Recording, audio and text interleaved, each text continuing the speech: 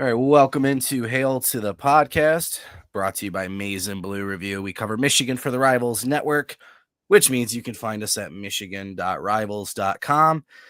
It feels like a lot of things are happening and a lot of things aren't happening all at the same time. It's a very chaos start to this offseason here with Michigan kind of moving forward into 2025. We've got NFL draft announcements. We've got news around who will or won't play in the bowl game.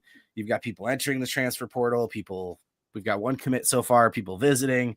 Plus, there's still some talk about other recruits. It's kind of tough to keep up on all of it. So we're going to try and straighten up some of it for you here today, just kind of break down the changes that we're seeing with Michigan football looking forward to 2025. I'm joined as always by the duo that makes us a trio, Josh Henschke, Intel Insider Publisher, Mr. Maize and Blue Review himself. Rough week, buddy. Good to see you. Yeah, not in Australia, obviously. Yeah. Yeah, that's all right. We pushed it back to March. For those asking, Franklin's doing fine. I appreciate all the well wishes and good thoughts for him.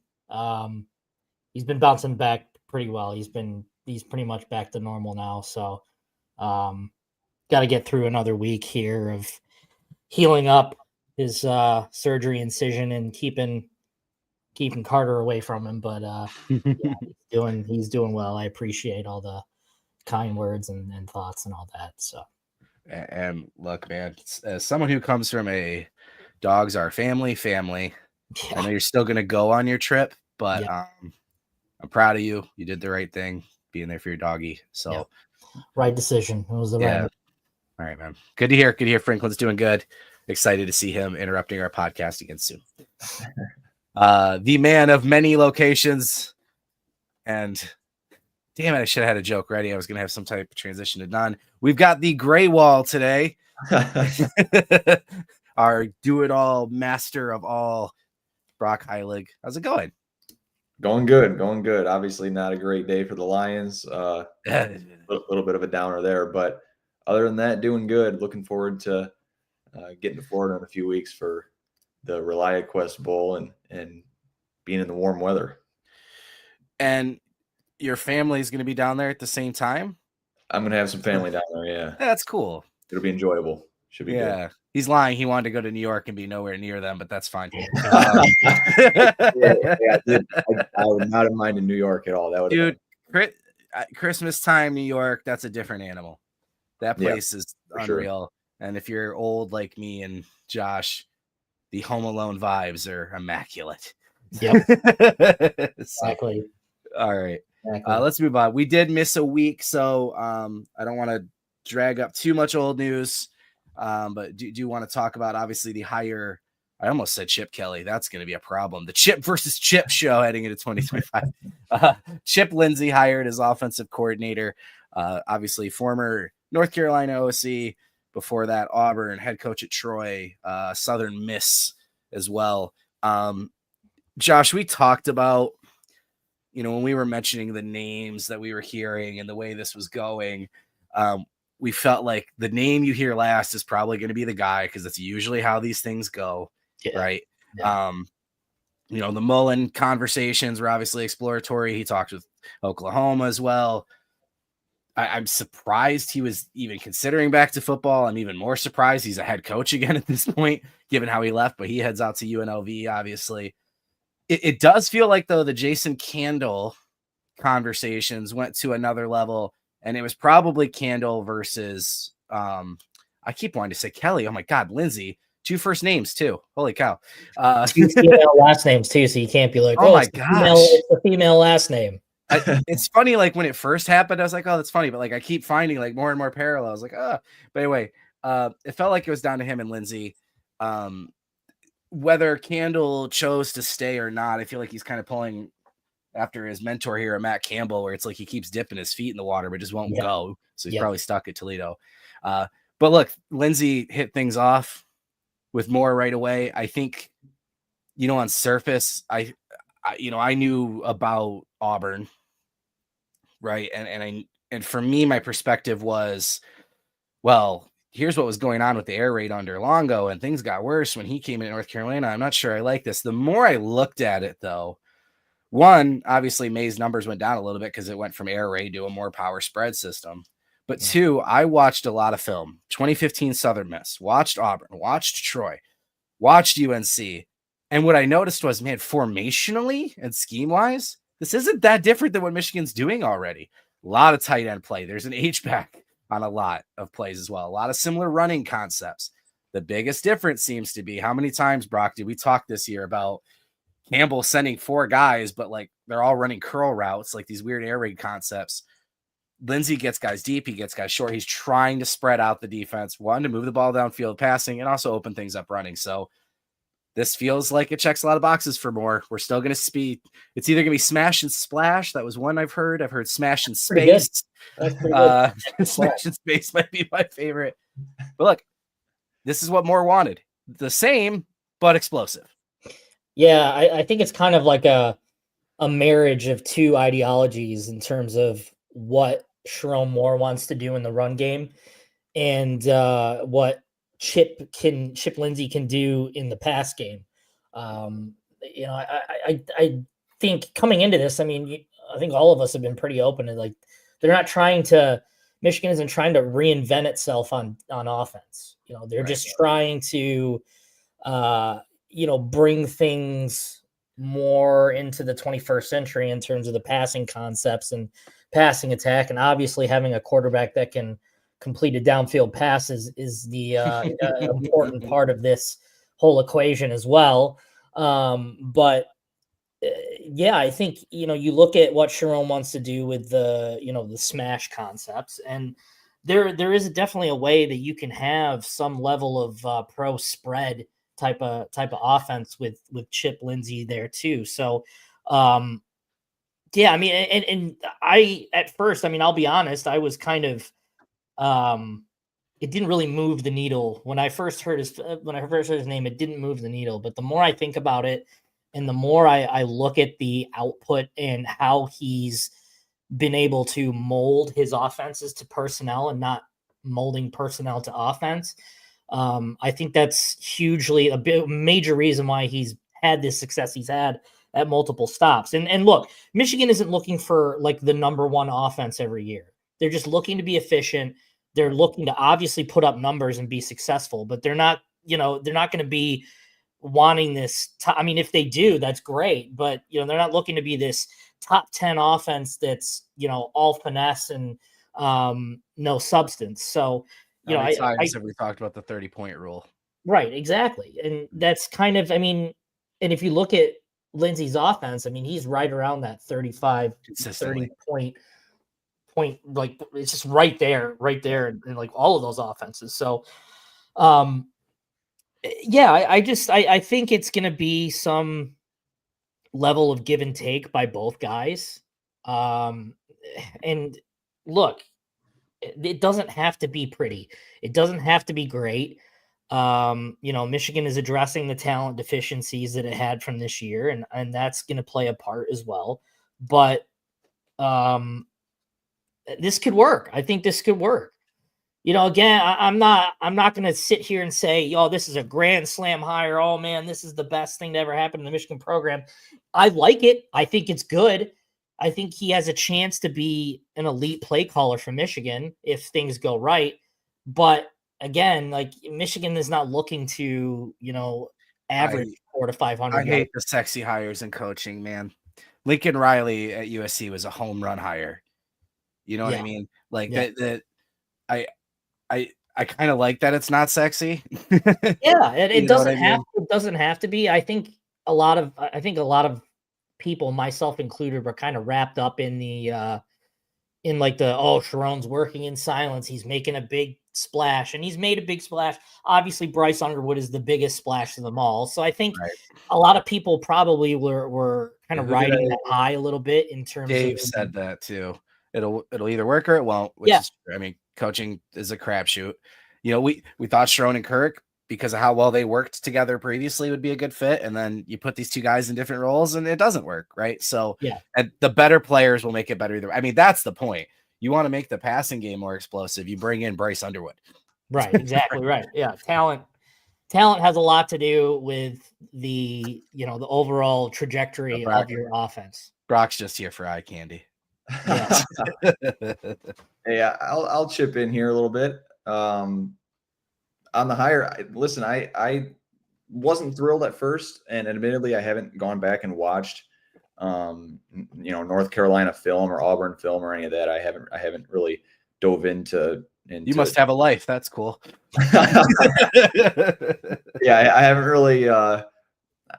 really dove into exploring the offense a little bit. I just, I pick up on things from what I read online and stuff like that. But I think it has potential to be good. And my biggest takeaway is that we've heard a lot of talk about balance. I think balance was like one of the key takeaways from the press release that the team put out when the hire was first official, was that, Sharon obviously has built this program on being running the football, right, and smash and things like that, and he wants that identity to be up front and in the trenches and things like that, and he's not going to go away from that. But then again, on the flip side of the coin, you're bringing in the number one recruit in the country at quarterback, and you can't afford to be running the ball 60 to 65% of the time. Like, it's just not going to work. So you got to find that balance of what is the right ratio of run to pass when you really want to lean on your identity and the core parts of your team, but then also giving your prized recruit and incoming freshman there, if he wins the job, the passes that he needs to go out and develop and turn into what everyone expects that he could be. So that's my biggest takeaway. I think balance is going to be interesting going forward to look at. And then one other thing I've noticed is that Lindsey's big on screens, right? Bubble screens, tunnel screens. And so I think you're going to see Michigan, just talking with a few friends, I think you're going to see Michigan go after more agile, I guess is the right word, maybe lighter tackles along the offensive line to get out there and block. A little more versatility there to cater to those screens, because if you've got bigger offensive linemen, they're not going to be able to get out and block as easily, right? So I think you might see Michigan going after some quicker offensive linemen, if that makes sense. You need to stop saying you don't know and just say what you know, because if you would have said, "Hey, I watched all this film," I would have believed you. You nailed it. And as always, you say in 60 seconds what Josh and I took 10 minutes to say. So no, you're spot on. The balance is the huge part of it. The quarterback throwing 250, 300 yards, which was like unbelievable, even with J.J. McCarthy, right? Those were big games consistently every game. Rushing for 150, 200 yards, 500 yards of total offense every game, scoring, like Josh said, 30, 35 points a game. That's the goal. How he gets there, I think there's going to be, like everything, a committee approach, some blending between Moore and Alford and Lindsey and everything they do. And then Josh, you hit on it too. Adjusting your scheme to your players and not the other way around. How many times do we talk about that on the defensive side of the ball? What a difference that was with Don Brown to the McDonald Minter years. And frankly, if you look at the first half of the year to the second half on defense with Wink, I think once Wink adjusted to college and his own players, he made decisions that didn't even make sense to me, that were genius decisions, like the Barry and Page moves. Yeah. Right. And it was like, okay, light switch goes off, boom. So I think they're just trying to do the same thing on offense. Moore's been talking about being more explosive since he took over as OC in 23. So yeah. And to Brock's point, yeah, they're going to change the type of player they get. I think being more athletic on the line's been a goal anyway. So hopefully that jives moving forward. But yeah, I don't know. I'm excited about it, and I'm cautiously optimistic about the fact I'm not like overly excited about it, if that makes sense. I get bad Nussmeier memories, I think. Somebody brought up a good point about like, oh, Harbaugh was a home run hire. Yeah, he was. And he almost got fired before he even reached the pinnacle of what he was brought here for, right? Yeah. I mean, look, you can still be a home run hire if it takes you some time to get there. And it's about the long term. It's not about the short, immediate reaction to the news. I mean, it's long term. How does this work? So Well, obviously we'll kind of see. And let's be clear. And I don't mean this. Hopefully I'm not insulting. We have some very knowledgeable subscribers and people in our chat here, right? But how many times I think about when a coaching hire happens or in the NFL draft when the Lions pick somebody, they're like, "Oh, this is a terrible pick." It's because you just don't know who the guy is. You know what I mean? So like home run hire generally means a really, really popular name. Doesn't necessarily mean it's the right fit or the right, whatever. So that and I'm guilty of that too. I mean, I went back with Lindsay and we talked about quarterback development being a big thing Sharon was looking for, right? This guy turned Nick Mullins and Jared Stidham into NFL draft picks. Yeah. Okay. Sorry, Nick Mullins and Jared Stidham, if you're watching. No offense. So yeah. Anyway, Jesus. Figure Frost Mom is still mad at her. What a reference, Dave. Beautiful. Go back. Yeah, I'm laughing at some of the offensive names, Smash and Dash. I will not repeat the other one. It's good, but I will not repeat it. Feel free, keep throwing those in the comments. What you think this offense should be called? Further up, I think. Yeah, missed it. Okay. Power spread, right? Yeah. And Smash. Oh, I funny. Yeah. I mean, yeah, you could get away with it. Yeah. Which comes first? Yeah, right, exactly. Yeah. Anyway. All right. Oh no. I'm so glad I didn't just my verbal diarrhea didn't just start going off because that would have not been good. We're only 15 minutes in. We gotta stay on the rails here. Yeah. Smash always comes first. Okay. All right. Let's talk a little bit about departures. NFL wise, nothing shocking. Right. Transfer portal wise, I would argue, and I know we'll get into this. People are talking about, coaches aren't doing anything about. We'll get into that. I think one of the things they're clearly doing at this point, and again, transfer portal is not closed yet. I say that, right? We were kind of prepped, Josh, for, I don't want to use the term mass exodus or anything, but that there could be a pretty hefty roster turnover. Yeah. And that there really wasn't a name that you should be shocked by potentially, right? The one everybody obviously saw with some comments, Derek Moore and TJ Guy. Thank you, John. I'm not going to say for sure coming back. I mean, the comments they made are strongly implied that that's what they would like to do. Obviously, that's their plan. But I mean, we haven't seen the new college term agreed to a new deal tweets. Yeah. So, but look, Derek Moore was a guy we knew would be heavily targeted in the portal by other teams. TJ Guy as well. I mean, not that tampering ever happens, but if it did, they would probably be tampered with. Never happens. Never happens. Rayshon Benny is a guy as well. Jair Hill. I mean, again, all these names I'm naming could still potentially jump in, but at this point, Andrew Gentry, I do wonder if he doesn't get hurt and he starts for the rest of the year. That probably changes his trajectory. Now he has to decide, do I want to come back and compete with even more players potentially for a job, or, is a change of scenery thing a good thing? Tyler Morris, again, I feel like that's maybe a situation where a change of scenery might be good for both sides, but, he's obviously a contributor. And then Dom Jadis. Those are the three that contributed that have jumped in, but neither one of those are what Derek Moore jumping in would be. Yeah. Right. And then the rest of it, Jaden Denegal, of course, Orgy. I don't think anybody was surprised.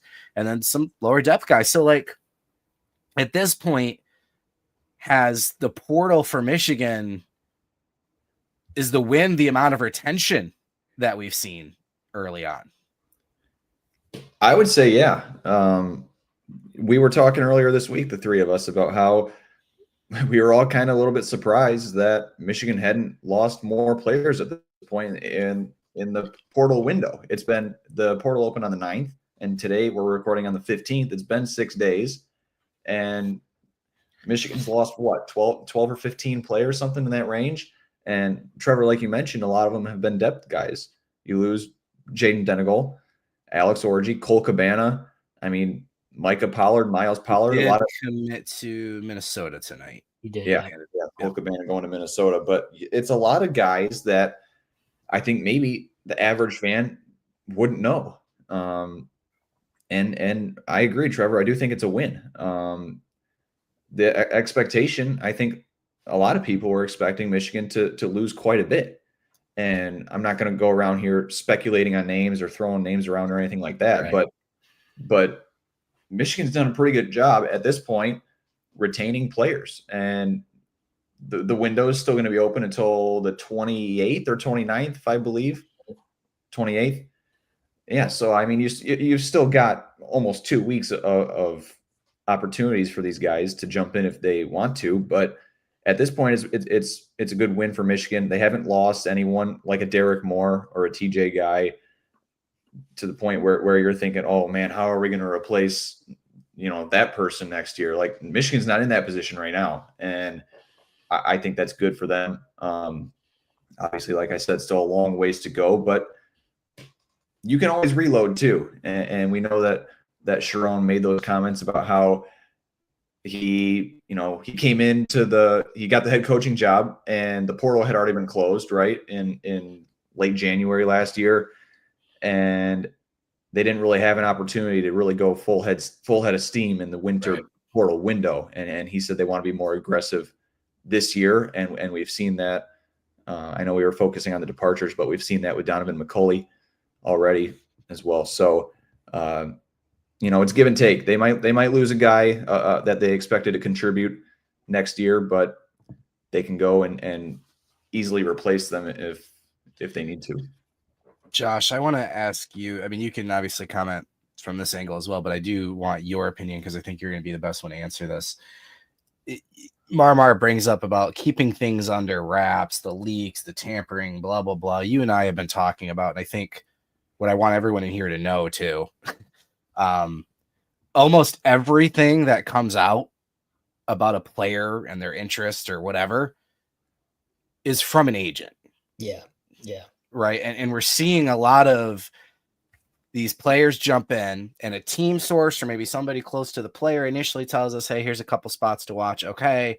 And then the tweet comes out with dynamic running back. There's always a really strong adjective. That's how you can tell. Popular, explosive, whatever. There's always something positive. And then it'll list like 5 top schools that have shown interest. And it's like, what? And then they don't take visits to any of those schools. Yeah. Right. So I think, and there's a lot of other shadiness when it comes to the agents we can get into. I don't want to get into actually, but that's out there about how much the cut they're taking from these contracts. I mean, that's the next step is cleaning up that part for the players, I think. But anyway, I think my point is that I'm trying to tell you or ask you,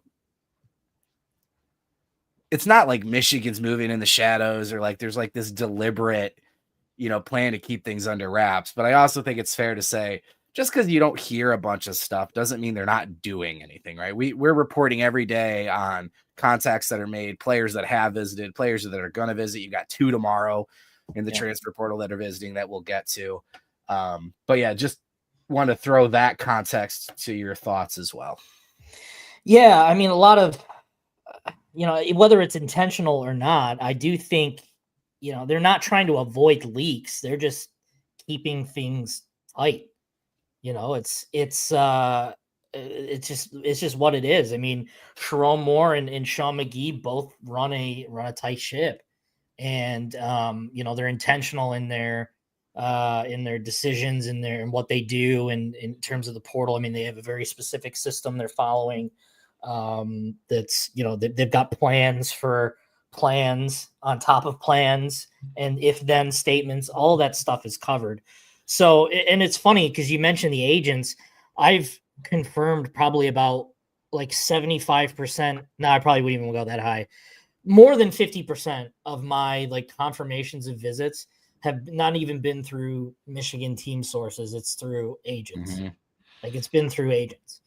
So it's just, and that's just what it is these days. Now that you have NIL to worry about, there's a whole new level of leaks that you have to be concerned about, because you've got maybe some guy in an NIL circle who's working on a deal that is a little loose with his tongue, and then tells one guy, hey, we're working on this big fat deal for this guy. And then that comes out, and so there's another layer of, the veil of secrecy that you have to kind of work through if you're a Sharon or Sean McGee too, is that you kind of have to be careful who you talk to and who they talk to, because the NIL circles and the collectives and all that stuff, I mean, that's just a whole nother layer of a game of telephone that just goes so quickly that can just run through. So, I mean, the agent and stuff, I mean, yeah, it's just a whole nother thing. If they're doing their job, don't get me wrong. Right. But there's just, like any business, there's good ones and there's bad ones. You know what I mean? So. Yeah. I mean, look, it's just, it's just it's what it is these days. I mean, it's just what NIL has become. So, it's just stuff you got to navigate through, and we're all kind of just navigating this new world of NIL and the transfer portal just completely going off the rails. So, we'll you gotta let it play out and see what happens. Yeah.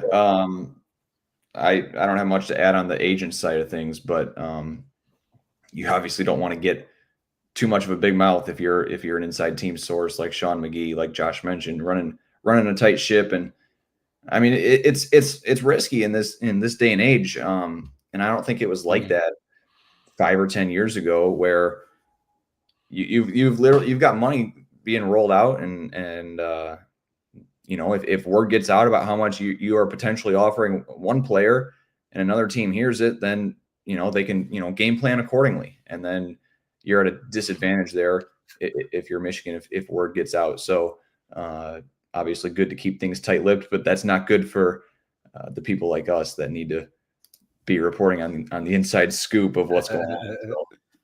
Well, and look, Josh, if you guys don't know this already, I mean, I see a lot of familiar names, so I feel like our game. We don't post every rumor, right? I mean, there's a lot of stuff we could fill the boards with. I mean, Josh and I go back and forth every day about this player, this whatever, and we yeah. So so we always try to make sure we have not just a confirm, but 3 and solid, and you know what I mean. So that's part of it. Somebody was asking about the NIL and what's going on. I mean, right now it feels like every year, and this makes sense because the entire landscape is blown up. Every year there's stability brought to one piece of NIL, transfer portal, the things that have changed, and then maybe instability to another, right? So player retention this year, because of what Michigan has done in terms of the infrastructure and the people, and then the money resources, the crowdsourcing campaign from fans, while it exists, is not now the main source of money to get players to stay here, right?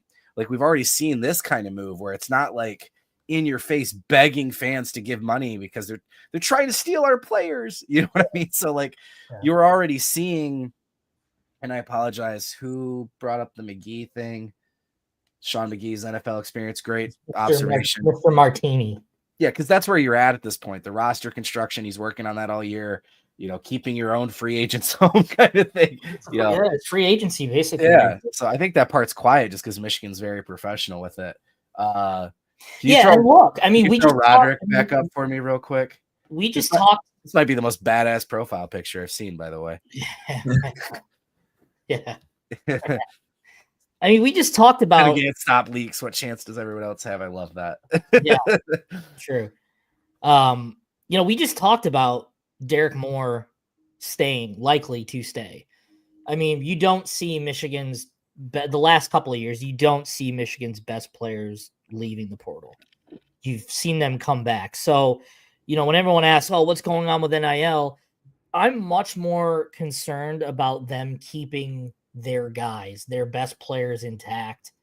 Then, obviously additions are important too, but if you want to keep the culture intact that everyone likes to talk about, you have to keep the guys that have helped build this culture in the first place. So, obviously, the additions in the portal are one thing, but I am more concerned about departures than I am additions right now.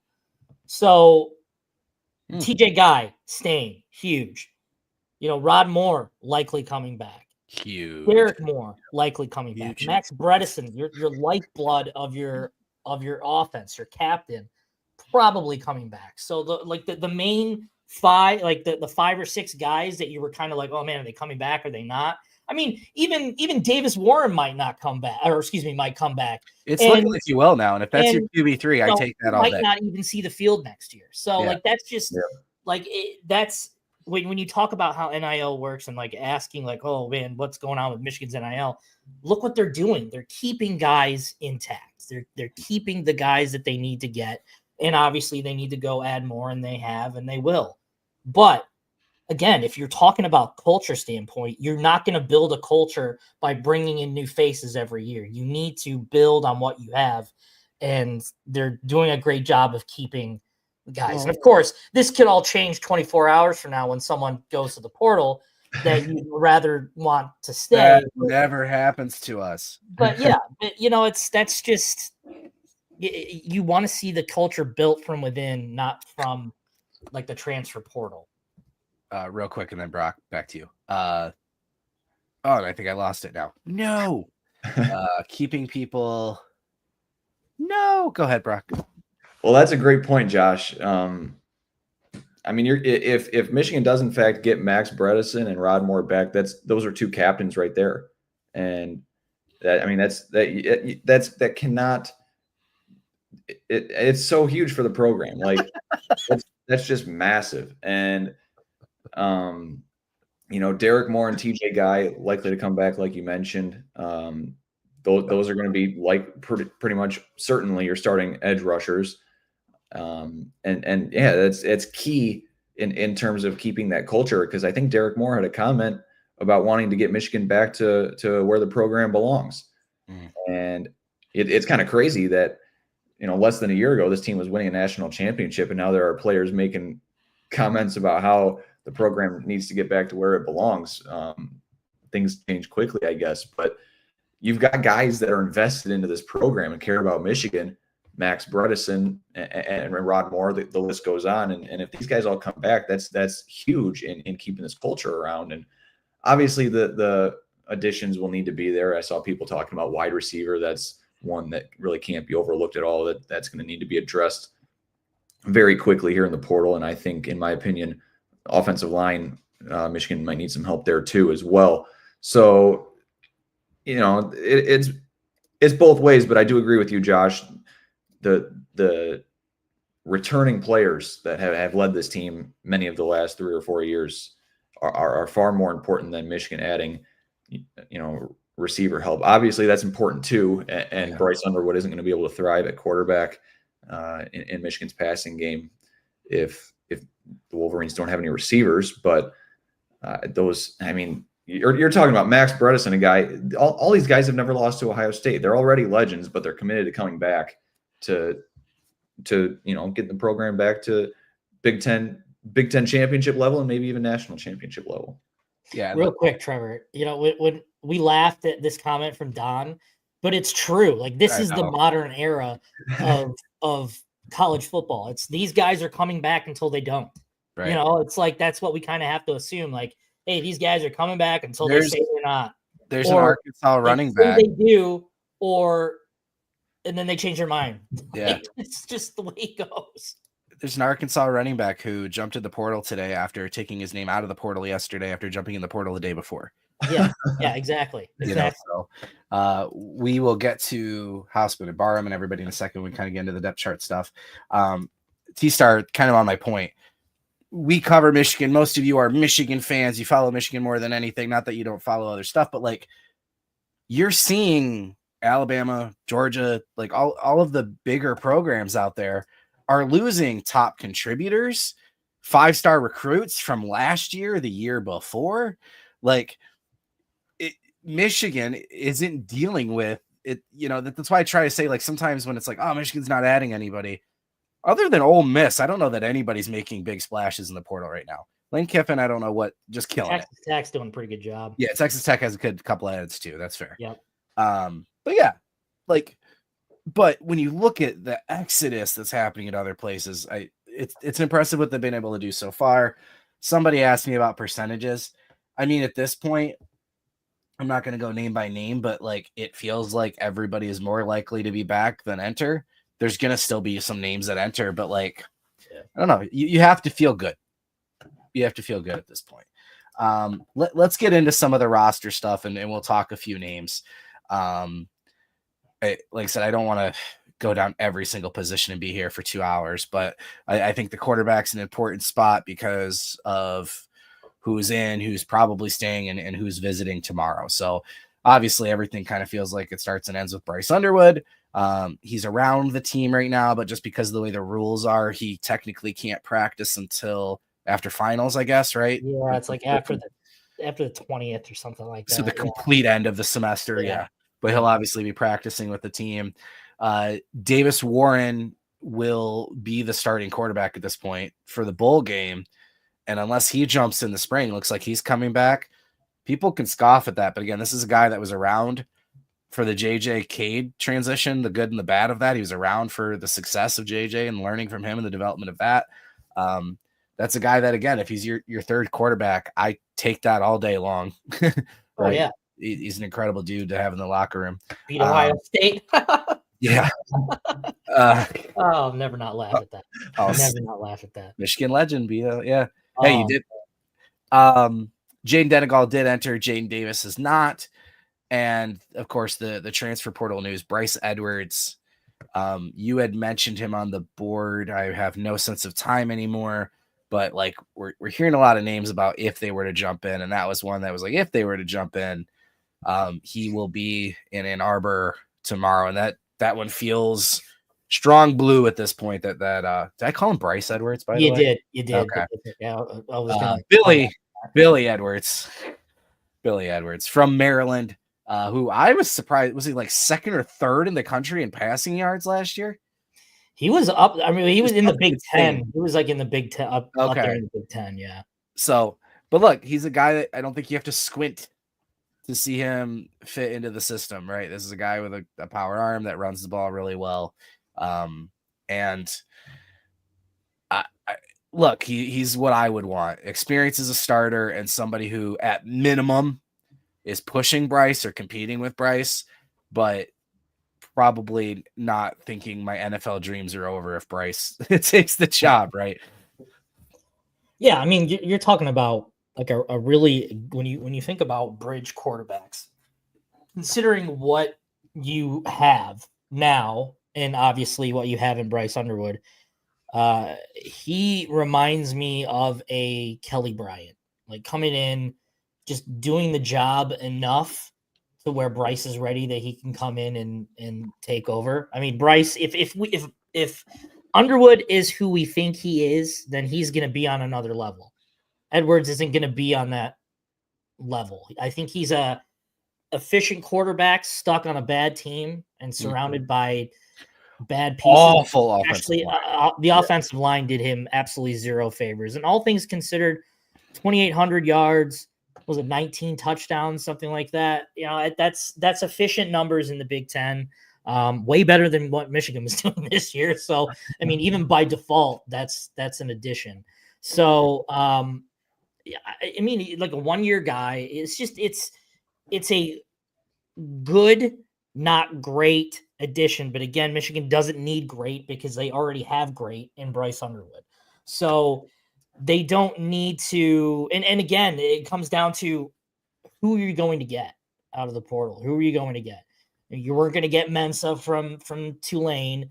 You weren't going to get, I mean, even like Miller Moss seemed like a legitimate option at first. And he probably, if he did not win the job in spring, he probably would have went to Michigan last year. Yep. So now, I mean, it went to Louisville, and I just, I probably the road less traveled in terms of playing time. So, and that's fine. Good for him. You got one more year. You got one last shot to achieve whatever you want to achieve at the college level. And if NFL is your goal, then, maybe Michigan's probably not the best probably not the best thing for you. So I think Billy Edwards is good enough to take over an offense.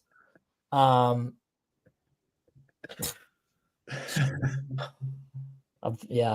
I think that is the best way I've ever seen someone get their card. You have seasoning. I love that. So I think it's, when you talk about Billy Edwards, he's good enough to push Bryce Underwood, but if Underwood is the real deal, he's not going to be good enough to be better. Right.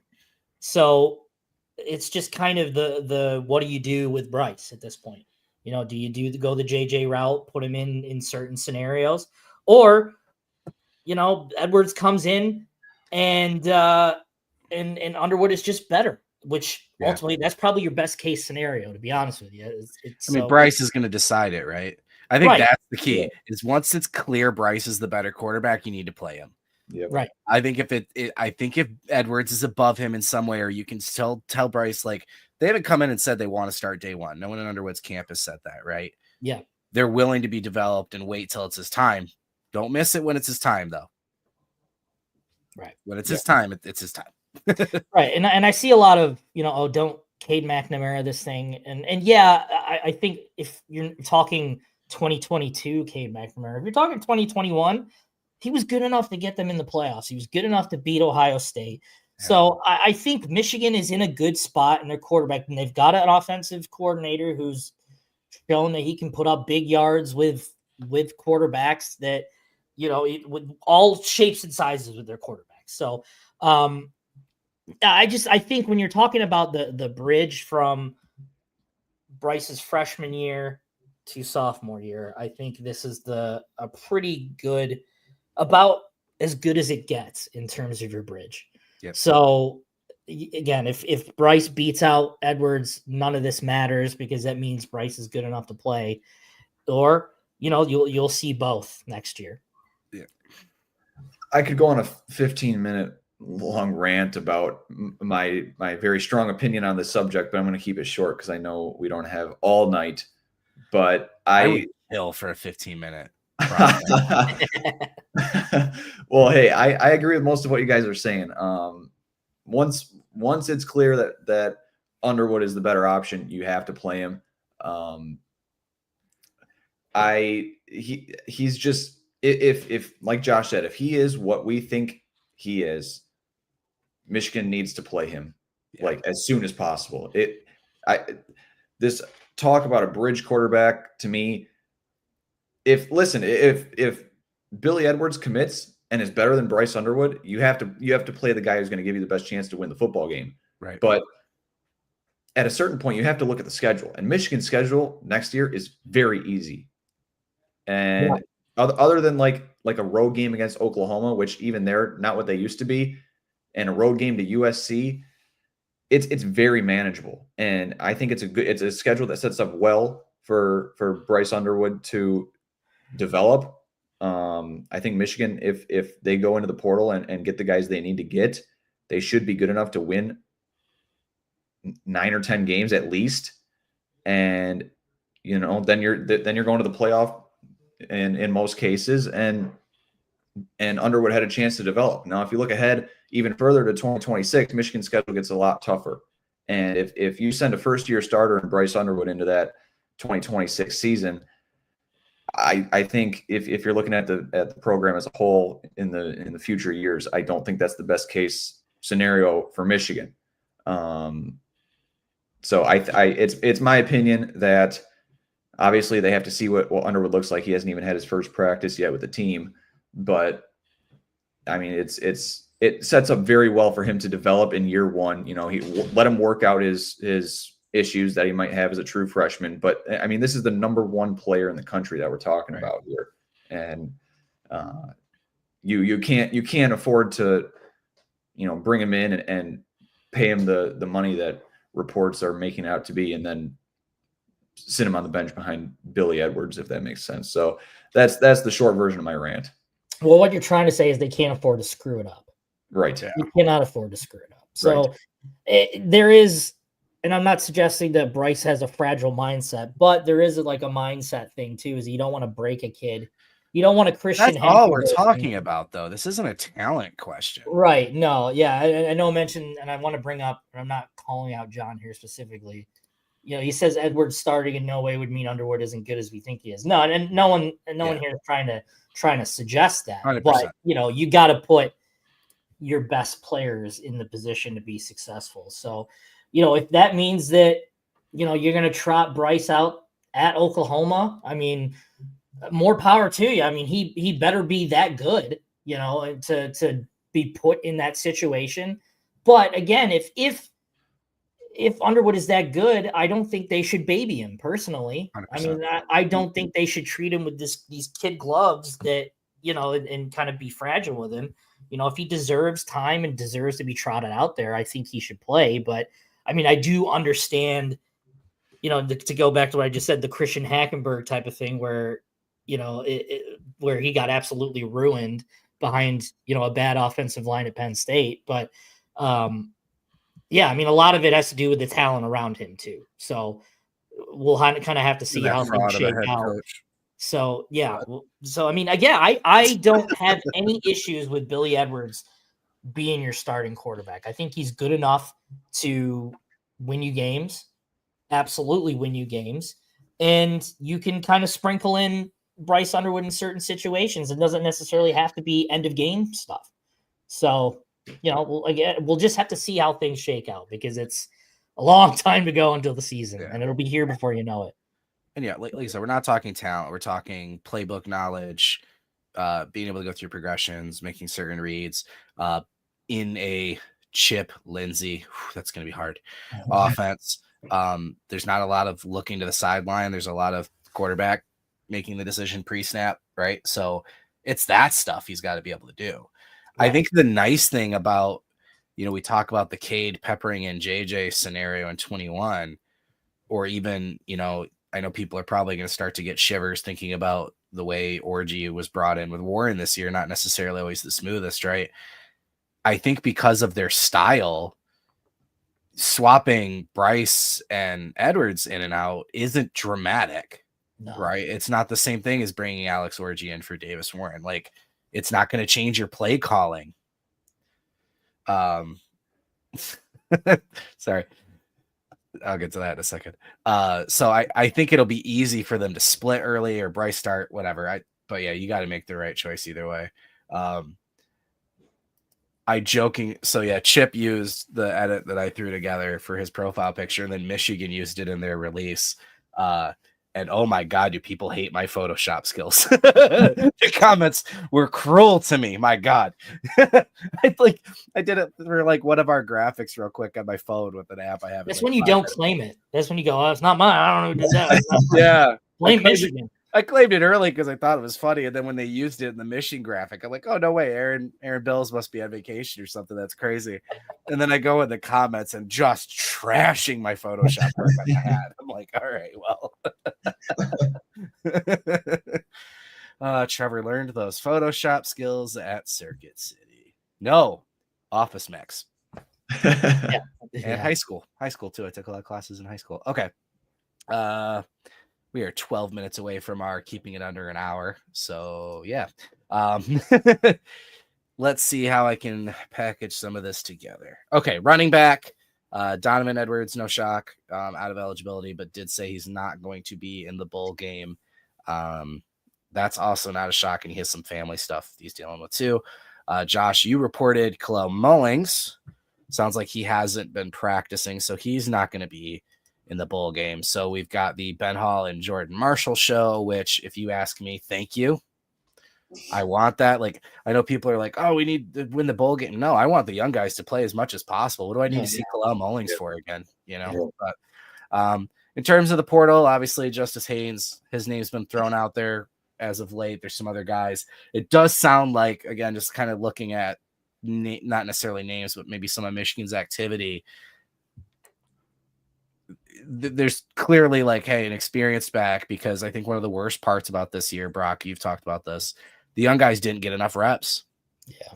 Just across the board. So now you kind of need to add experience at spots And running back, you can do it because you're going to split carries anyway. But now it's like you don't know if Ben Hall and Marshall can be RB1 and RB1B, right? So I still think Marshall's going to be massive factor next year. Ben Hall is going to carve out a role, but it does look like they're trying to add a little experience to that room. So someone mentioned Fluff Bothwell. I saw his name too, and I'm like, I want him just for the name alone.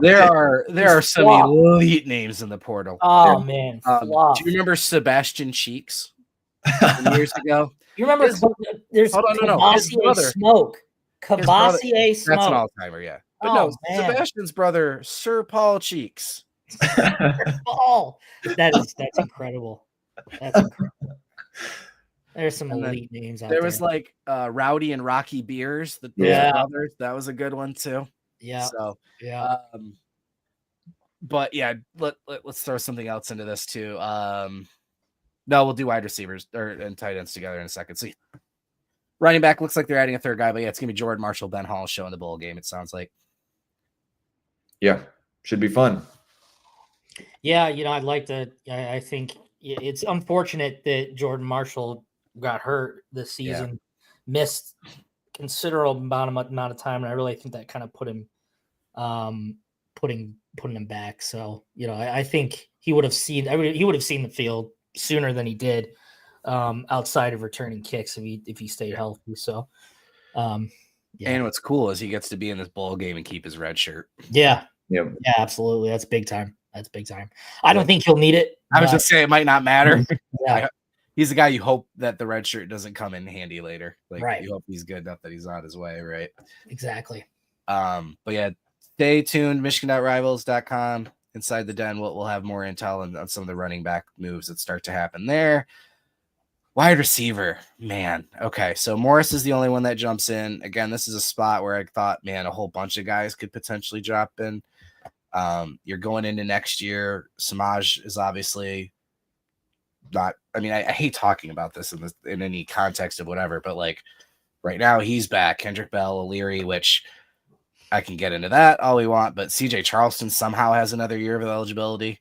Fred Moore, oh my God, I hope people realize Fred Moore is the best receiver on this team. I'm Marion Stewart, Channing Goodwin, and Morian Walker. All these guys are back. You're adding Andrew Marsh, who might be good enough to start potentially in a Z role. I think he'll rotate early. They are looking for a Z-type guy, right? You got 2 commits at the X with Jacob Washington and Jamar Browder. You did get Donovan McCulley. Yeah. Which, interesting.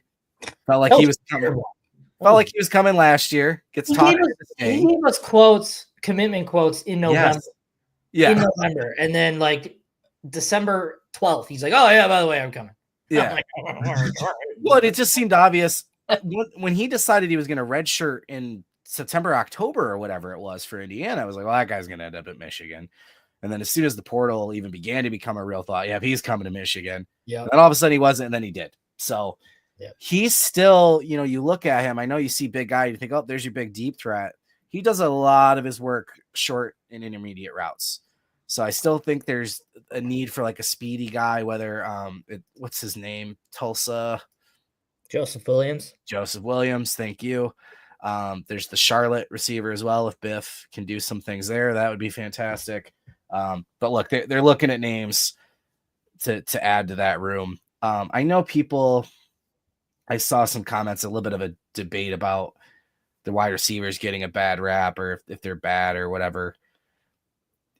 This whole year in some ways is a scrap to me with what we saw with the offensive line, with the QB play, the wide receiver. We kind of made a joke about chicken before the egg situation. Like, yes, wide receivers made mistakes and didn't always get separation. Yes, there was plenty of plays wide receivers were wide open and the ball didn't get thrown to them, right? We saw what Samaj Morgan did as a freshman. I know what Fred Moore's potential is. I do think Kendrick Bell and Peyton O'Leary are great players. They're great blockers, but when you lead in snaps and only get 6 targets, like that seems insane to me. So, I mean, key number 1 for me next year would be a more, I don't know what word I want to use, but just a rotation that makes sense at wide receiver. Yeah, absolutely. And, I think a lot of people are kind of shocked, Trevor, like you mentioned, that there hasn't been a little bit more activity there at wide receiver so far. It seems like Michigan has a lot of guys that'll be fighting for snaps next year. But going back to your point on on the receivers and kind of how this year was a bit of a disappointment. I think it can be chalked up to a lot of different things. First, were the receivers probably worse than your average wide receiver core in college football? Yeah. Was the quarterback play pretty bad all year? Yeah. And was Michigan's offensive coordinating pretty bad as well? Yes. So I mean, you've got sounds like a terrible mix there, Brock. Right. Yeah, it's like this Venn diagram of 3 different circles where it's all bad. And yeah, I don't think it can all be chalked up to one thing as opposed to the other two. It all works together. Like you mentioned, there were times the wide receivers were open, the ball didn't get there. There were times the receivers didn't get open. There were times Samaj Morgan was throwing the ball to Alex Orji, right? So I mean, it was just all bad. And so I think Michigan needs a complete reset, and I think they're going to get that with Chip Lindsey.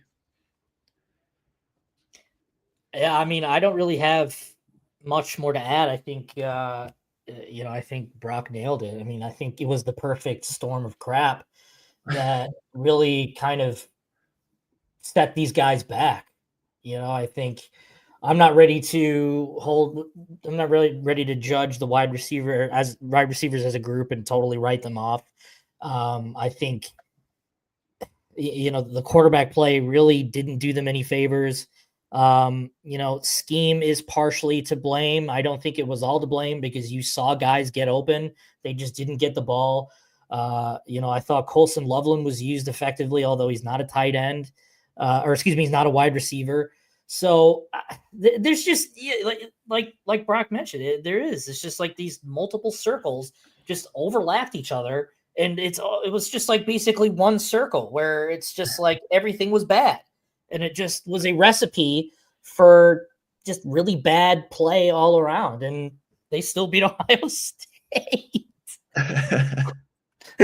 Oh yeah, I will not find that not funny. They beat Ohio State. All with all that. We talked about the 4 wins, which is your favorite, and this one is undoubtedly the funniest. Oh, it's so funny. Yeah. So funny. Oh, yeah. God. I mean, look. Long story short, your average fan, they have talked to, I'm not even trying to say his name. I've tried once and butchered it. They talked to a lot of guys.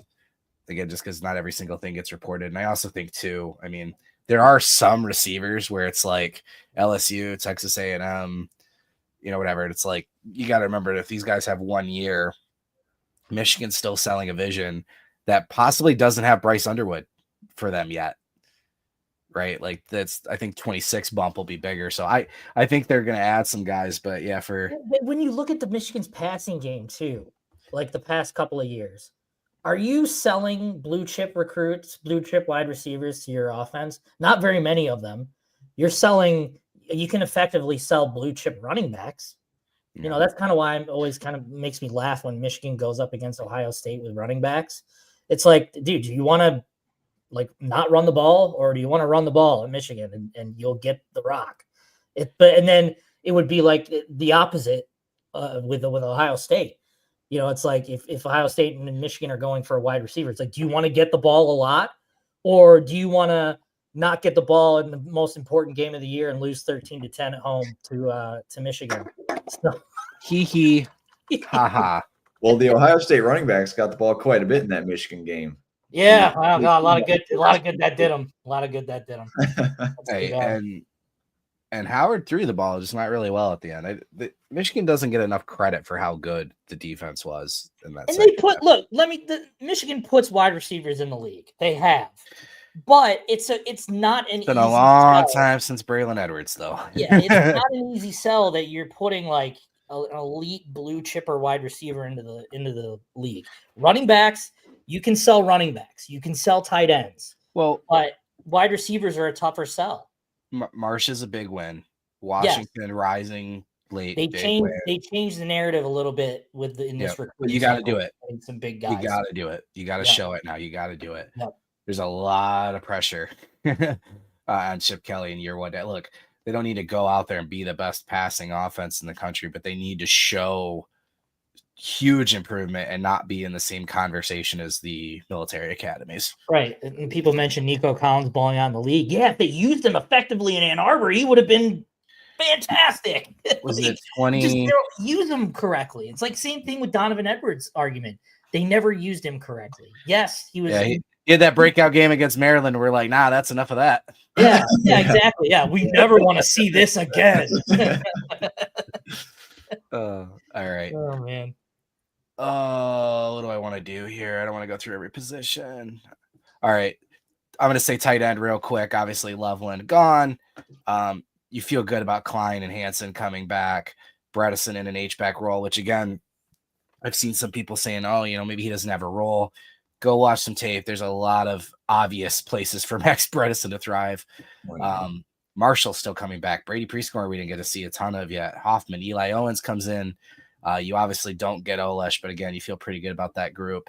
We don't need to talk about him. Max Clare from Purdue, somebody expected to be visiting Michigan shortly. And I think there were some tight ends, the kid from Ball State that played with JJ that had like 90 catches and 800 yards or something that I was like, I'll go get him. I think they've clearly been looking at the AJ Barner in line type, which if you want a clue about what they think about Marlon Klein and Hogan Hansen, there you go. Right. Let's talk about offensive line though, because you did have some. I want to mention this. Your average fan. Thank you. Yes. Prescore injury. No, he avoided disaster. Yeah. It was still, I'd say it's a bad injury, but it wasn't as bad as initially thought. So I don't know. He's not out for spring, but I don't know if he'll participate in the bowl game. I don't know yet. I just don't know. But that was so bizarre. He avoided disaster there, which is good. So, Claire is visiting, by the way. Claire is visiting. I just don't know what day of the week. I think honestly, it might be tomorrow because they've got a bunch of guys visiting tomorrow. So they might have like a designated visit day, but I know it's supposedly for this week. I just don't know what day. But again, if you're Michigan, you can sell a tight end. And if you can sell the tight end position. And if they don't want to go to Michigan, that's on them at that point because they know how to develop those guys. I mean, you've got tight end 1 going into the draft in Colson Loveland. So I apologize. You guys' smirks are not helping. Smirks are not helping. I'm a child. I'm almost 40 years old and I'm a child. Yeah, Andrew, unless their dad went to Penn State. That's very true. That's a good point. Damn it. Well done. Damn it, Andrew. That is a good point. All right, so offensive line. Hinton declared for the draft. He's out of eligibility. I think that was more about a statement of that he won't be playing in the bowl game. Yeah. And Josh, I'll let you kind of run down the 5 there, but obviously Babaloa coming in is a big deal at tackle. Yep. Would he potentially start year 1? Sure. Do I expect him to? No. I think Andrew Sprague is obviously in that conversation. Evan Link will compete there. And they are looking in the portal. I mean, again, if you're looking for clues for where Michigan's going in the future here, Brady Norton, is it tomorrow he's coming to?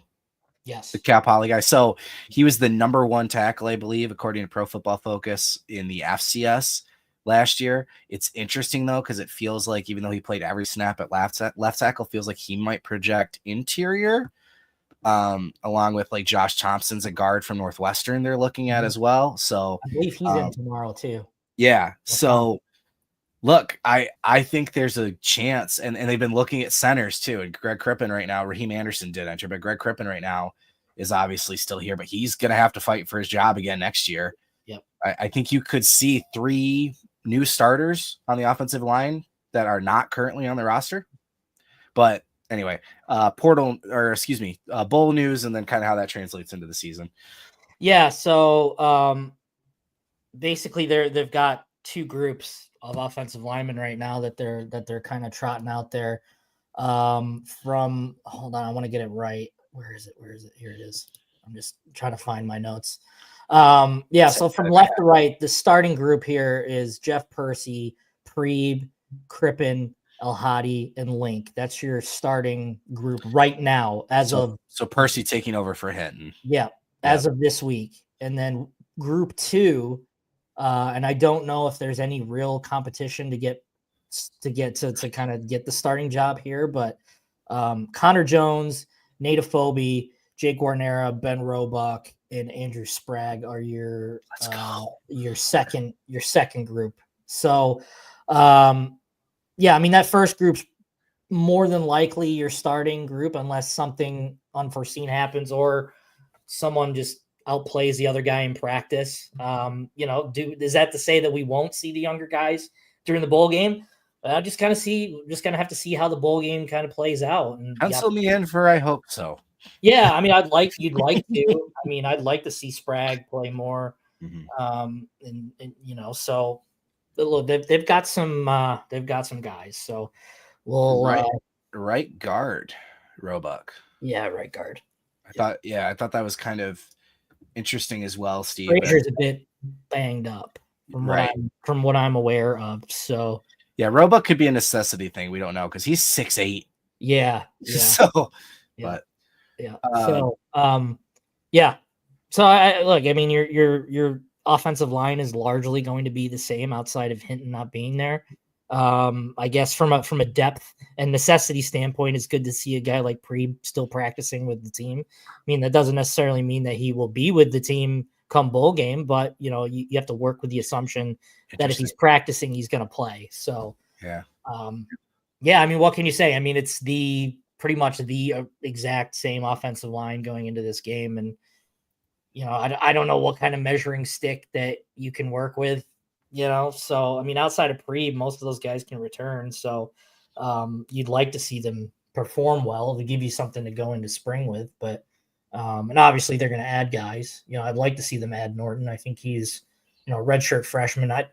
His weight is all over the place. Like his Cal Poly profile says 275. Other places have him at 290.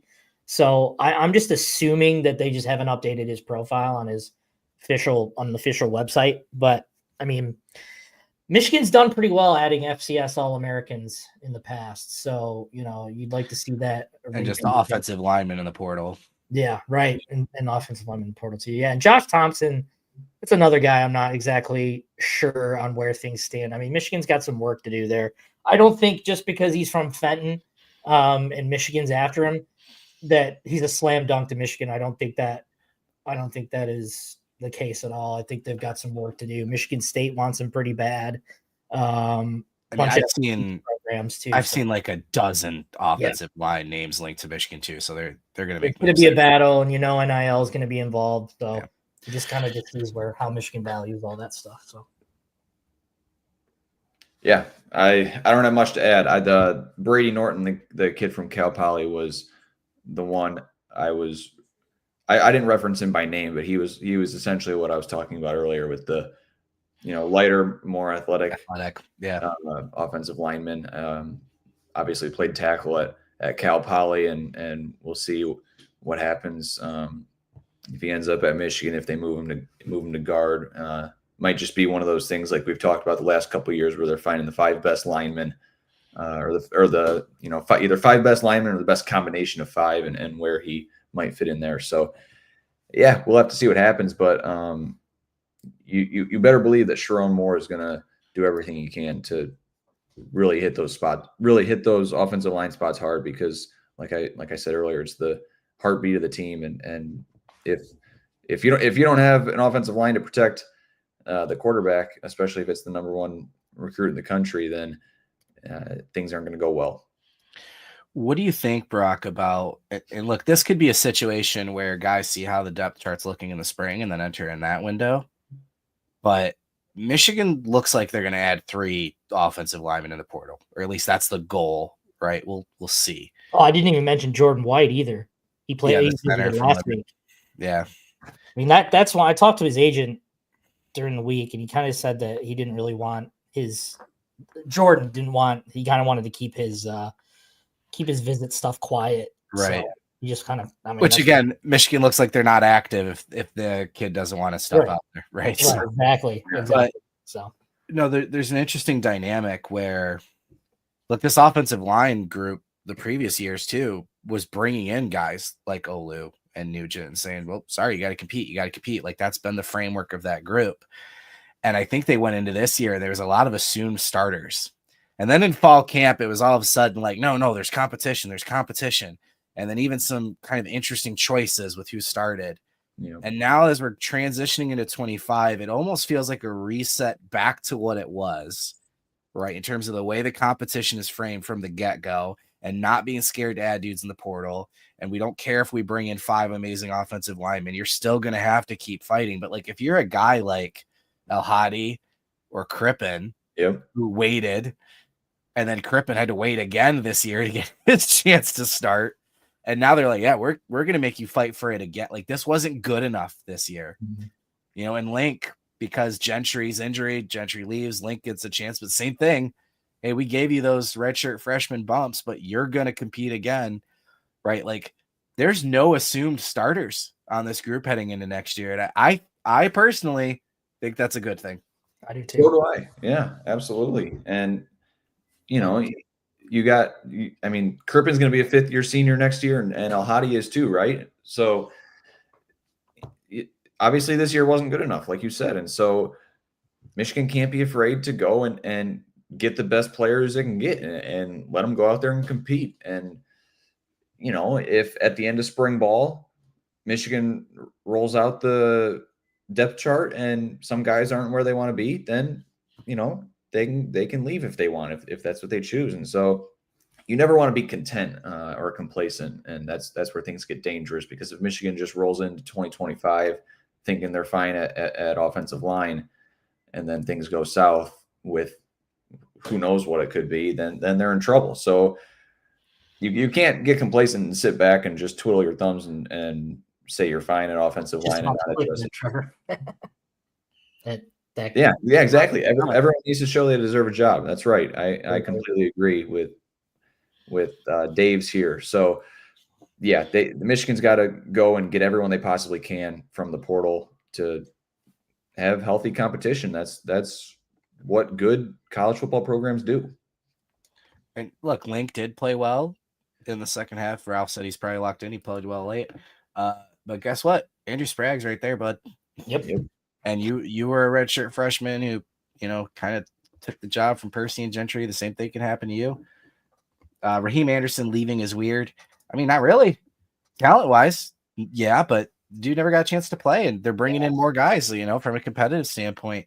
A guy like Afobe, too, who we've heard a lot of really good things about spring and fall camp.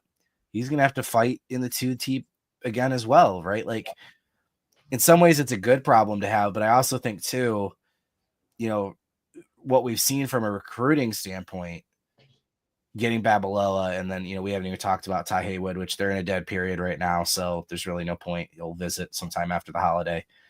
But those two and Avery Gatch added, and Strayhorn as well, the year after you got Sprague, Frazier, Hamilton, Roebuck, Garnera, like, that's a talented young group. Like, so these guys that's like, hey, we've been waiting our turns, like, okay. You know what I mean? Yep. Okay. You still got to win it, I think ideally from this group, you kind of wanted to see some improvement as the year went on. And I think you did more towards the back half of the schedule, especially the Ohio State game. I think they didn't, Davis Warren wasn't even touched during that game. And we talked about their vaunted defensive line and all that kind of stuff. Ran like he was a couple times. Well, yeah.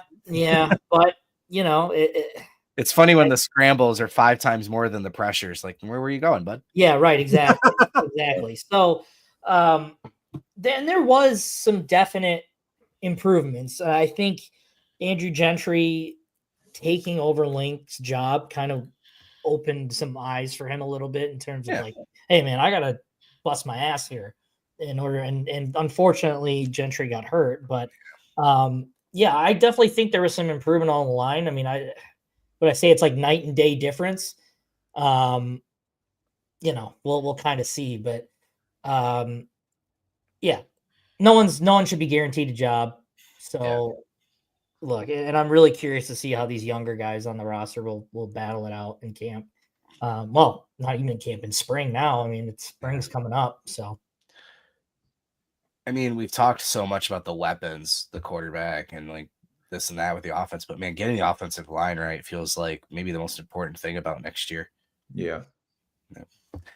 this quote too. This is important for not interested in Ohio State because one of the schools I heard about with Haynes was Ohio State. So them not getting involved, that's a big deal. I think Michigan has a big shot here. This is such a blur to me. There's another running back that they're Joyner yeah, from USC. Hey, you want look what we did with Judkins. You want that to be you? Come on in. Yeah.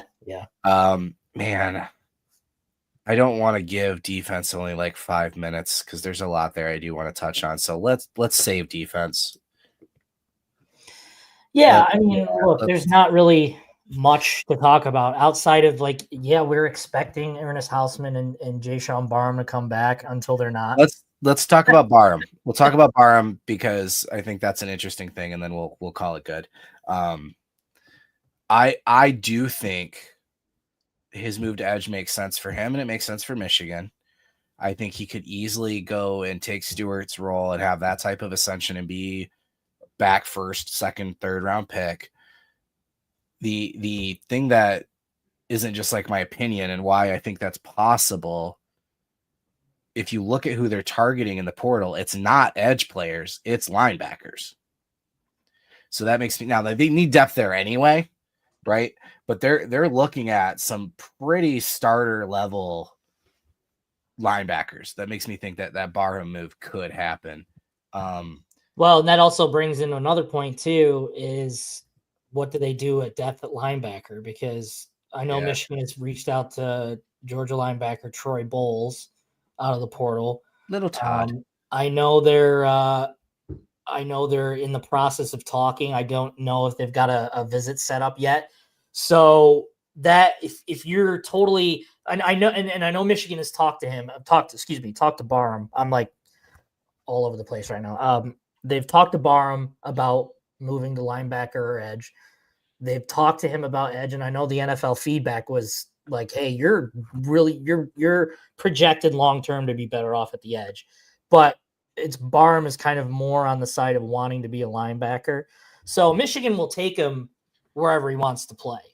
But if there's a scenario and Winks wants to push him to be an edge guy, that obviously means that you're sacrificing depth at linebacker too. So I think a lot of what Troy Bowles' recruitment out of the portal has to do with is what their plans are for Barham. And as far as I know, he's returning until he's not, So it'll be really interesting to see kind of how he projects this year, and where, if he does stay at linebacker or goes to edge. I think he'll be fine either way.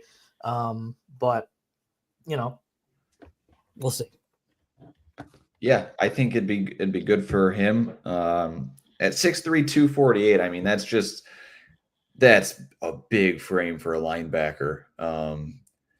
It does suit him more. His frame suits him more for the edge position. The only thing that worries me is that how long is it going to take him to get acquainted there as an edge rusher? If they do end up moving him, and obviously I don't think anyone expects him to be playing above Derek Moore or TJ Guy come the season opener next year, but how does he do you really? Yeah. I think it's pretty clear his best skill set is when they put him in the box and tell him go get the quarterback. Like when they started using him differently in the back half of the season, his win rate on pass rushing went up. He was getting 3 pressures every single game. He got a sack finally as well. I was kind of rude early in the year when I called him a cold seeking missile, but I think when you give that guy a job and tell him go get that guy, that's where he absolutely crushes it. And his comparisons to Josiah Stewart are just super obvious to me in terms of his build and strength, being able to bowl over guys and speed, and his ability to drop back in coverage as well. I think you go Moore and Barham, and you rotate Guy with Barham, and then you rotate Cam Brandt, and you still have nickel. I mean, I can get into it, but you still have Nichols and Baxter and Edikpe and all these other guys. Like, I actually think the edge group's going to be really, really good next year. And I'm trying to find the best picture we sometimes we get creepy when we talk about. Yeah, here it is. There is a gentleman in the portal that Andrew Jones from Grambling that Michigan has shown a little bit of interest in, and like, here, let me show you real quick. Anyway, I think he's your like starter level replacement at the will. You keep Houseman at Mike. You add somebody like Bowles. Cole Sullivan takes a step. Jason Hewlett finally gets the run that he deserves. And oh, by the way, you added Nathaniel Owusu-Boateng in this class, and he's a guy that's good enough to contribute year one. But this is a grown man from Grambling. Yeah. One of the best defensive players in the SWAC. If you go all eye paint on the face like that, you looking like John Randall, you're a dude. Come to my school. Old Trevor Keegan look. My God. Yeah. No, that's a bad man. Don. Another Photoshop. Oh, that's a good one, Don. Oh. Oh man. Now check his birth certificate. Yeah, like the I am 12. Bench warmers. With the $20 bill in it. I'm 12. But Brock, to your point, I don't think people TJ Guy had 5.5 sacks this year.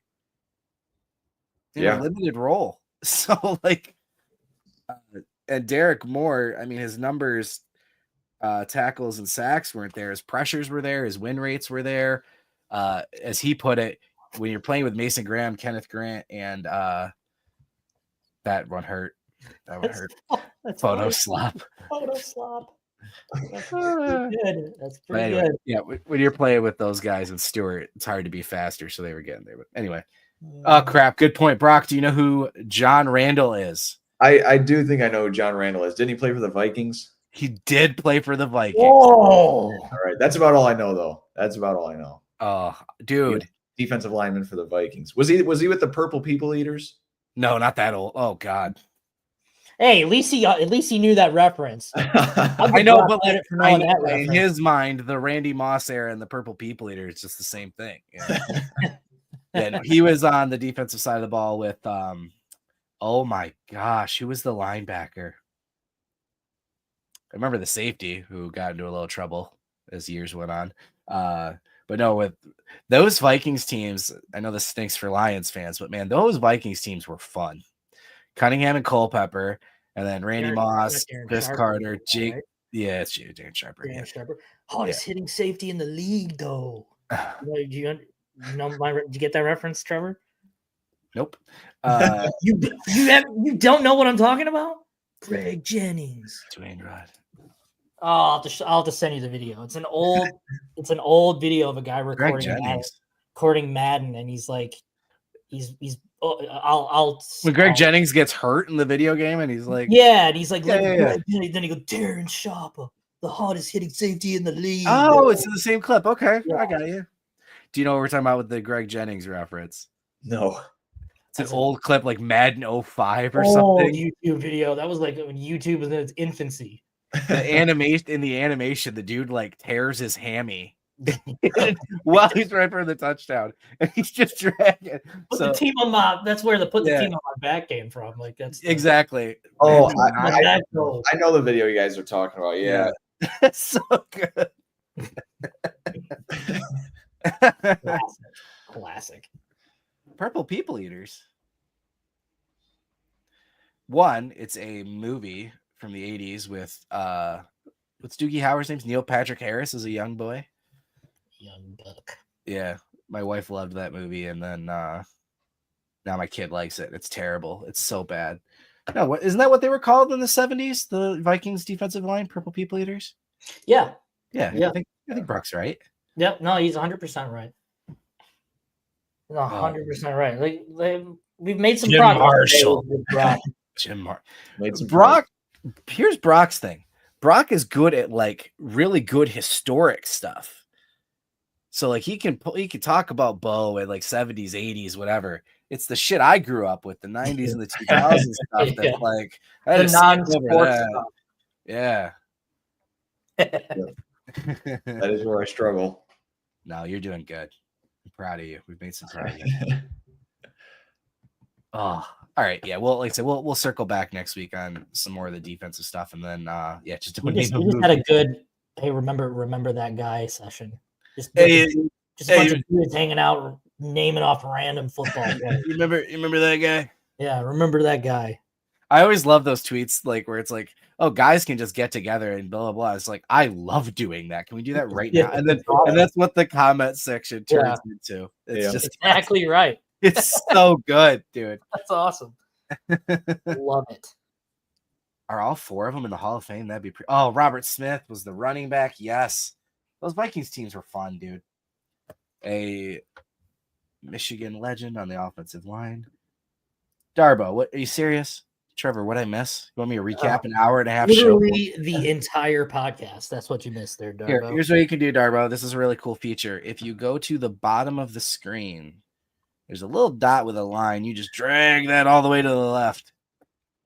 Yeah, cook a medium steak while you're at it there, too, there, Darbo. Yeah, he sent me a picture, medium well, the other night. I mean, like, medium well is like, so well done is where I draw the line. Here's what I've noticed, though, from the steak pictures he's been sending me. People know he's making a really stupid decision, and they're giving him medium steaks, and he just doesn't know it.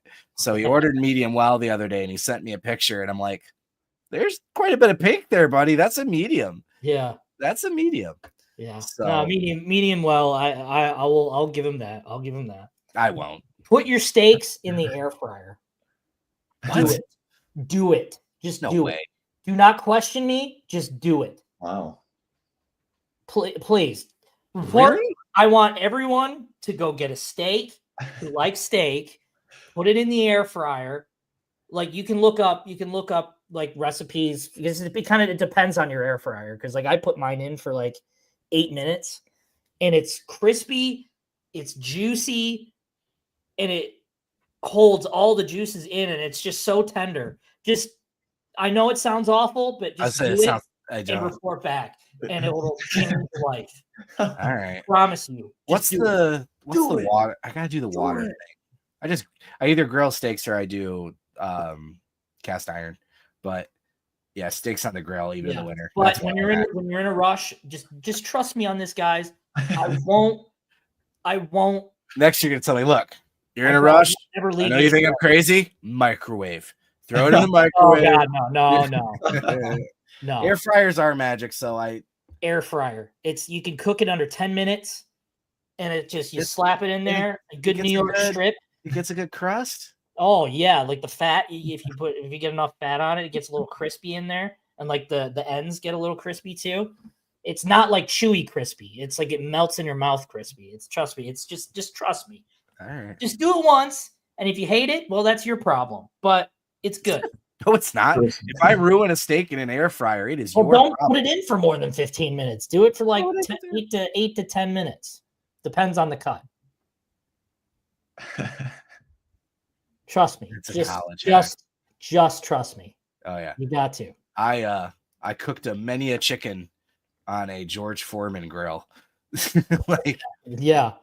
You gotta do what you gotta do. Dude, I don't know how many times in college it was tortilla, chicken, shredded cheese, ranch, done.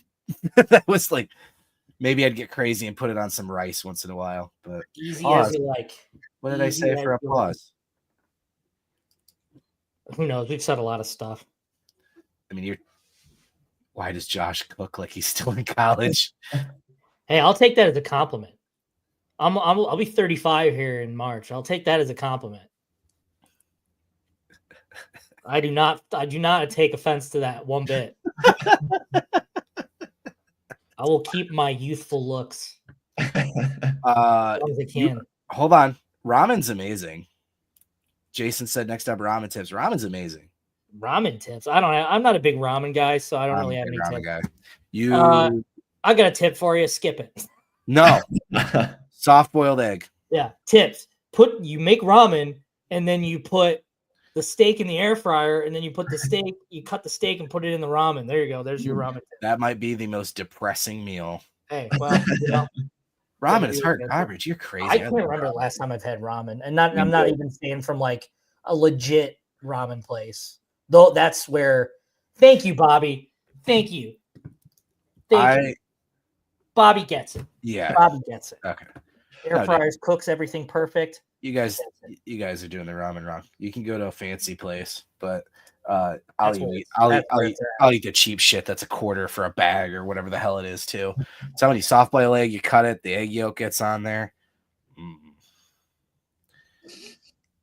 What do you like to eat, Brock? Pasta. I'm not a big. I eat pasta, but not ramen. I like Josh. I can't remember the last time I had ramen either. I wouldn't call ramen pasta. No. What's your go-to meal? Like if you got to cook a meal, what's your like go-to that you're just like, all right, I don't really feel like cooking, but I like cooking this. Ooh. What's your go-to? You already know what mine is. I'd say spaghetti. Steak in an air fryer. I cooked some spaghetti the other day for lunch. Oh, so good. Yeah, spaghetti never misses. Yeah, no. I can do spaghetti pretty good. So that's probably my go-to. Like I said, pasta. And really any kind of pasta I'm good for. So we were at a fancier Italian place recently, and I don't know what hit me, but like I just looked at the picture and I'm like, dude, spaghetti and meatball sounds amazing. Yeah, I'm gonna get spaghetti and meatballs. So good. And my wife was like, really? Like, I'm like, yeah, it sounds great. You really got to try hard to screw up spaghetti and meatballs. Like, but dude, it's so good. It's so good. Yeah. Agreed. Yeah. Add a little garlic bread in there. Alfredo's money too. Some chicken Alfredo. Chicken Marsala's money. Oh, yeah. Carbonara's good. Jason. Jason. That's funny. As Dom Jadis would say, just need a good mutts on there. A little mutts. Yeah, a little mutts. All right. Mutts. Well, this was something. We'll. Oh. Okay, Marmar, little breakfast for dinner kind of guy. All right. French toast. Dude. Speaking of, dude, steak and eggs. My God, I don't do that enough. Oh yeah. What a combo. Yeah, French toast and some sausage. Hell yeah. I'm making a switch. I used to be like breakfast sandwich guys. I always liked the bacon. I just like bacon. Yeah. Sausage is a much better value. Your meat ratio significantly. Yeah, you're not wrong. You're not wrong. Jamaican beef patties. Oh. Okay. No, you're making. making Jamaican. No, you're making beef patties. making beef patties. Yeah, you really can't go wrong with bacon. Jamaican beef patties. Jamaican. Yeah, Jason says he's more of a bacon guy. Like, yeah, you can't go wrong with bacon unless you're a vegetarian. Then you can go wrong. But that's okay. Fajitas and Hennessy. Okay. Hey, Juju likes to keep it classy around here. Yeah, a little Henny. Got that LeBron bottle. Yeah, a little Henny. That's all right. I got to be careful. Did you watch Half Baked yet? No. Why would you watch that? No, I haven't watched that yet. I'm gonna be wearing this hat. I realized out of context that was like a horrible impression I did. And I was like, yeah. Hey, well, people aren't here for impressions. Trust me. No, your Lou Holtz went over pretty well, actually. That was a hit. Yeah. All right, guys. So, that's so funny. I do not, Ralph. I do not. Actually, that's actually not a bad idea. Bacon in the air fryer, because it doesn't dry it out. It will not dry it out. But I have never tried it. Now I'm kind of want to try it. Jason, I'll report back eventually here, Ralph. This is where I'm at, Jason. I'm a fat guy. It all works. I still had this dude right here. He's just like chilling down here looking at me. And I forgot about him. What? There's nothing even photoshopped. Oh no, I guess it's just the logos. Well, yeah, he's a little shiny. Yeah, he's got a little. Maybe he's just a very sweaty guy. He got the Hayes Fawcett special, which is you just put the filter on there really quick. Yeah. And then when he commits, you'll put him standing in a stadium, and then the logo behind him in the sky, some stars, and then maybe a couple smaller pictures of him up there, and it'll look like. Why is everyone saying don't cook bacon naked? I don't want to cook bacon naked. There's 2 comments being don't cook bacon naked. I've got Steve going, don't cook bacon naked. Good tip. And then Dave saying you could cook it in the air fryer naked. I don't want to be naked and cook bacon.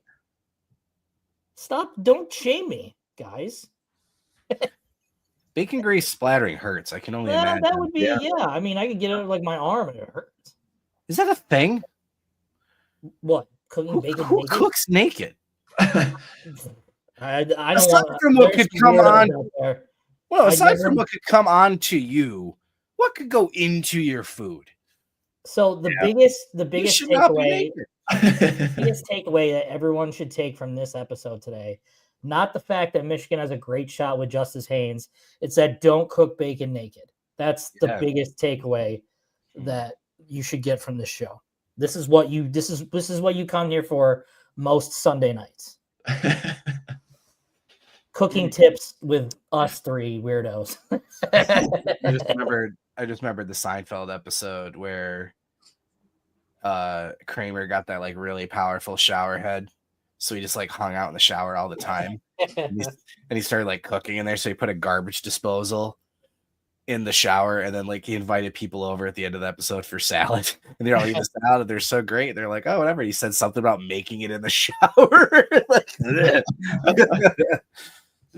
Oh, that's great. All right. OSU fans cooked bacon naked and lines of cup. Okay. Yeah. What? that went off the rails. Yeah. I should have read all of it before I started reading it. Yeah. Turkey does not bacon. No, it's not turkey bacon. It's supposed to be healthy, but But does bacon turkey? Ooh.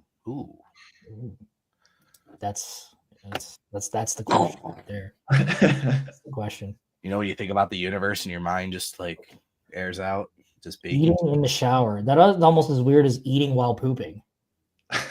No, that is much worse. Ew. Eating while pooping? Oh, that's awful. Hey, well, you're just recycling what you're losing. Oh, it's effective recycling. Good Lord. I've had I've had some shower beers in my day. No, of course. Everyone's had a shower beer. Dude, shower beers are fantastic. That sounds amazing. I might go do that right now. That sounds great. I'm going to have a shower beer and then take my naked ass into the kitchen, fry some bacon. And a steak. Air fry a steak. Yeah, hopefully air fry a steak. You're going to be like, oh, God, he's having a crisis. Yeah. He's had a shower beer and he's cooking bacon naked. My kid will be telling his therapist about it in 15 years. Yeah, he was drinking beer in the shower and then cooking steaks in air fryers like a lunatic. asking me if bacon can be turkey. Oh God, I love this podcast. This is what I live for. Ralph's right. I think we might have had time to talk about the Right. I had to leave room for this. This is inevitable. It's all part of it. Love our viewers. Shower beer while fully clothed and then cook bacon naked. That sounds like mental illness.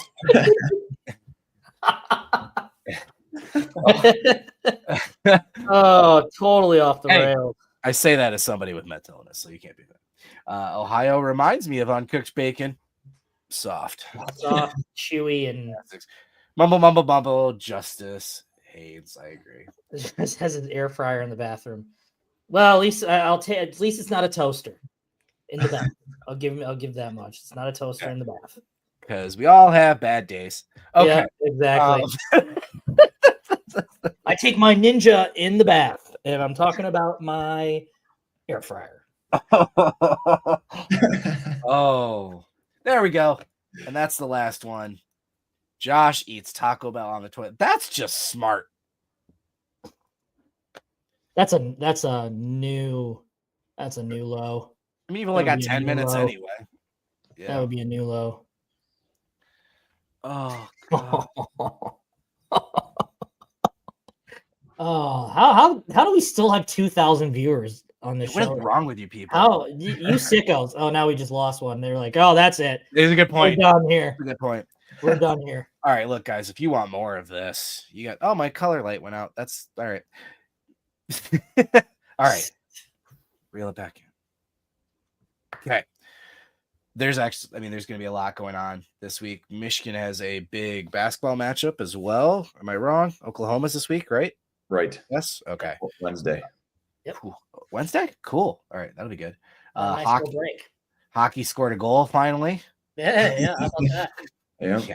So, no, and obviously things are going to pick up here as I think the transfer portal movement will have a big week here. So you want to keep tabs, michigan.rivals.com. I don't have it scrolling this whole episode. Look at me go.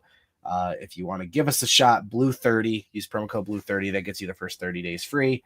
Access to our intel inside the Den, the message board community on the Den, our premium content, Brock's weekly.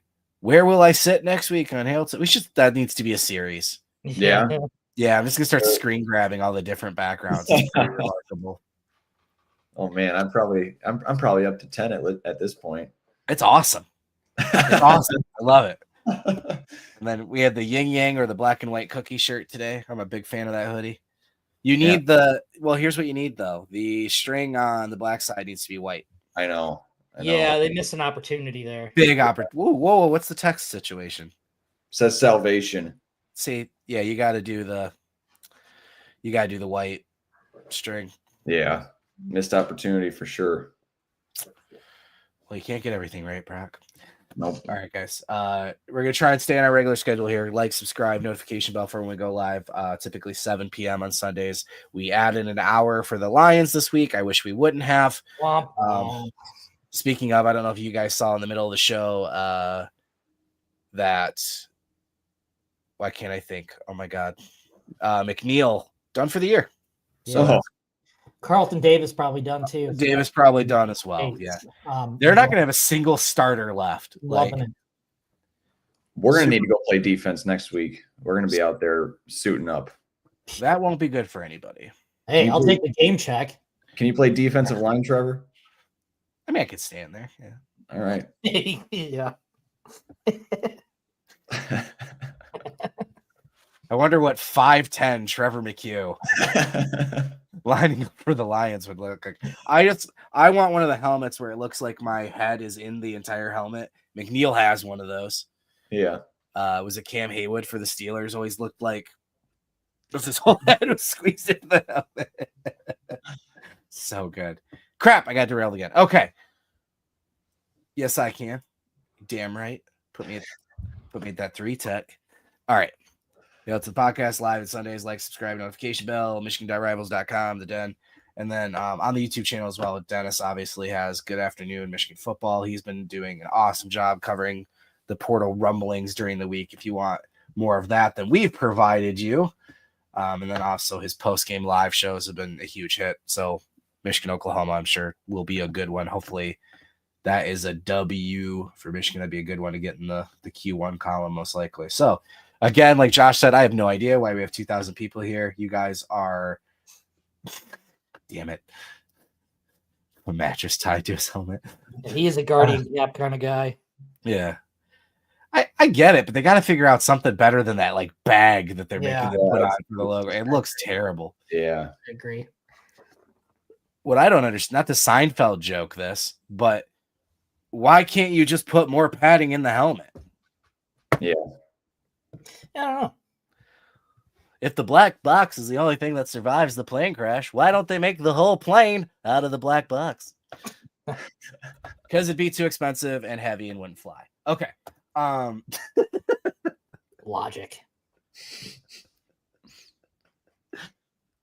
There's a YouTube clip of a guy that's like all of Jerry Seinfeld's comedy doesn't work anymore because it can just be easily solved with Google.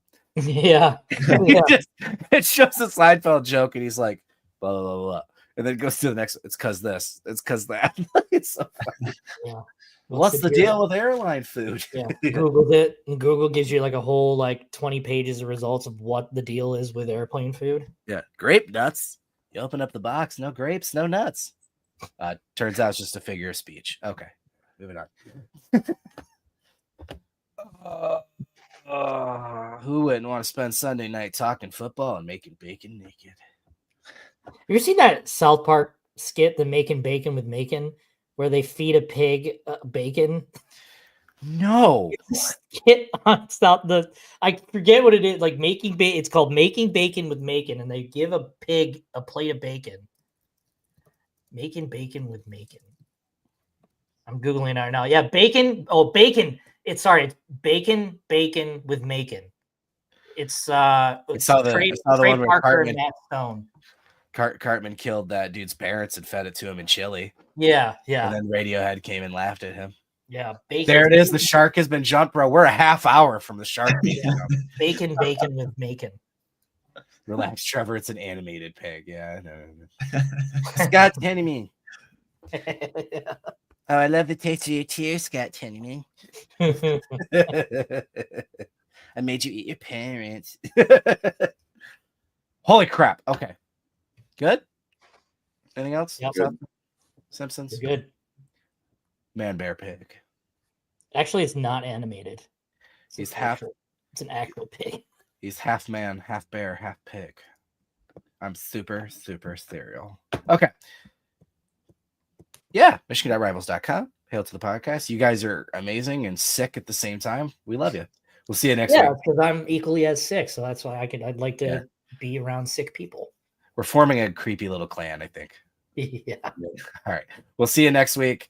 We'll talk football and God knows what else. Hail to the podcast.